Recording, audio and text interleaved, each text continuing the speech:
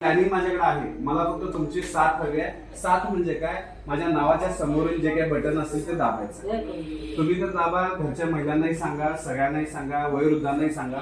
आणि मला तुमचे नातेवाईक कोणी असतील किंवा मित्रमंडळी कोणी असतील 5 नंबर वॉर्डमध्ये, तर त्यांनाही सांगा की बाबा असं एक नवखा व्यक्ती आहे प्रतीक सूर्यकांत कुकडे, ज्याचं नाव आहे, शिकलेला आहे, सवरलेला आहे, मिरज शहरामध्ये राहतो, चप्पल मार्केट समोर त्याचं ऑफिस आहे, तिथून जाऊन फाईल घेऊन ये.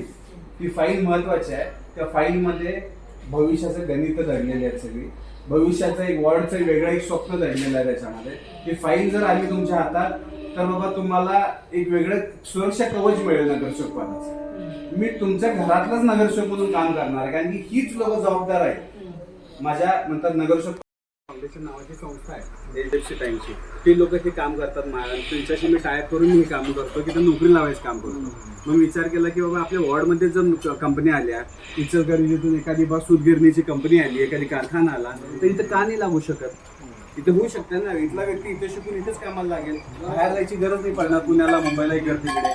म्हणजे इथला भूमिपत्र इथंच लागला कामाला तर पैसा पण इथंच राहील. पैसा इथेच राहिला की इथंच त्याचा बाबा पुढचा विकास होईल, जे काय होईल. पण ते होत नाही, यासाठी बाहेर जात आहेत असं आहे.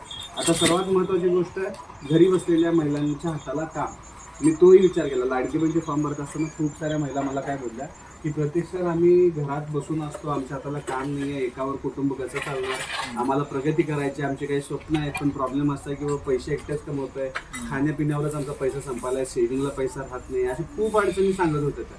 मग ते मी ऐकल्यानंतर मला कळालं की बाबा यांच्या हाताला काम देणं गरजेचं आहे. घरी बसल्या बसल्या कमीत कमी समजा ते स्वतः म्हणजे उत्पन्न स्वतःचं जर काढत असतील तर घरचे बाबा लाईट बिल, पाणी बिल, गॅस बिल, जे छोटे मोठे राशन पाणी, या सर्व गोष्टी जर त्यांनी स्वतः पाहिलं, स्वतःचं कुटुंब सांभाळलं, गृहउद्योग, कुटीर उद्योगाच्या माध्यमातून, तर उद्या भविष्यात त्यांची नवऱ्याची जी काही बाबा उत्पन्न असेल,